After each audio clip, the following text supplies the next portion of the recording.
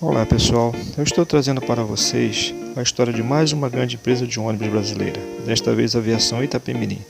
Mas antes quero te pedir para deixar o seu like, compartilhar, curtir, se inscrever para que o meu canal cresça e eu possa trazer mais conteúdo para vocês.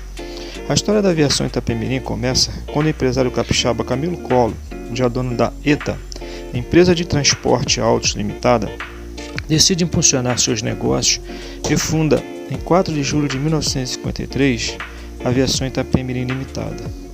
Inicialmente, com 70 funcionários e 16 ônibus, a nova empresa era reservada apenas a fazer viagens pelo Espírito Santo, considerando que na época a situação das estradas brasileiras era bastante precária, onde muitos brasileiros ainda estavam acostumados a viajar para outros estados nos chamados paus de arara.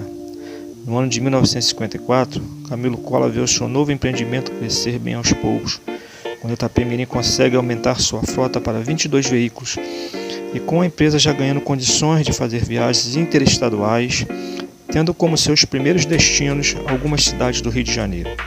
Durante toda a década de 50, a empresa cresceu cada vez mais. Das simples jardineiras que a Itapemirim oferecia aos seus passageiros, a aviação começou a adquirir seus primeiros novos ônibus da General Motors. Todavia, a manutenção e os reparos dos veículos eram feitos exclusivamente na oficina mecânica da empresa, que funcionava num barracão alugado.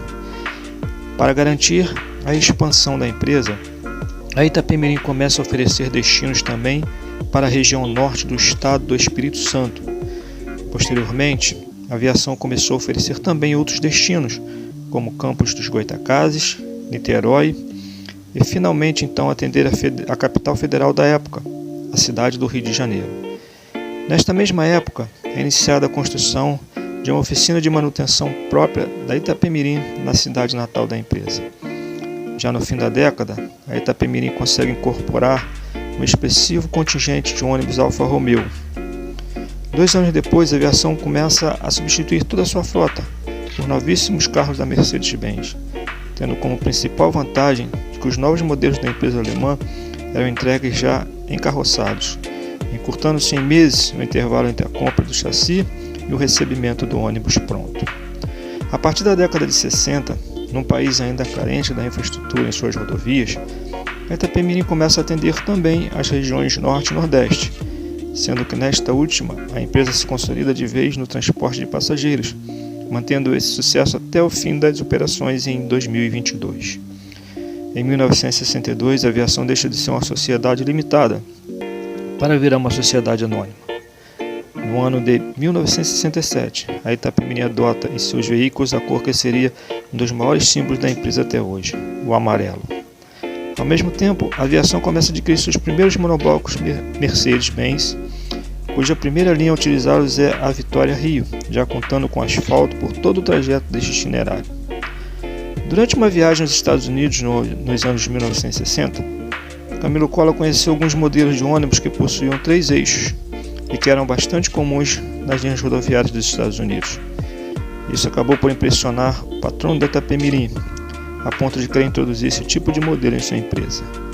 Naquela época, nenhuma outra empresa brasileira do ramo de transporte usara o modelo de 3 eixos, e Camilo quis trazer a novidade ao Brasil, aproveitando o gigantesco crescimento da Itapemirim.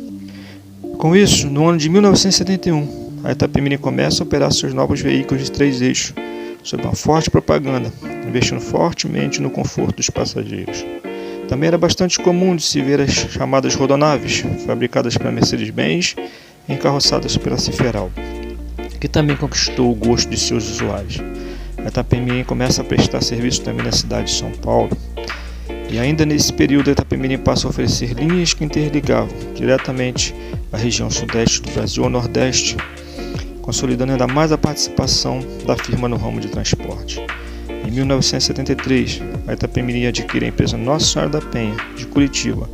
Com isso, a empresa de Camilo Collor passou a atuar efetivamente também no sul do país.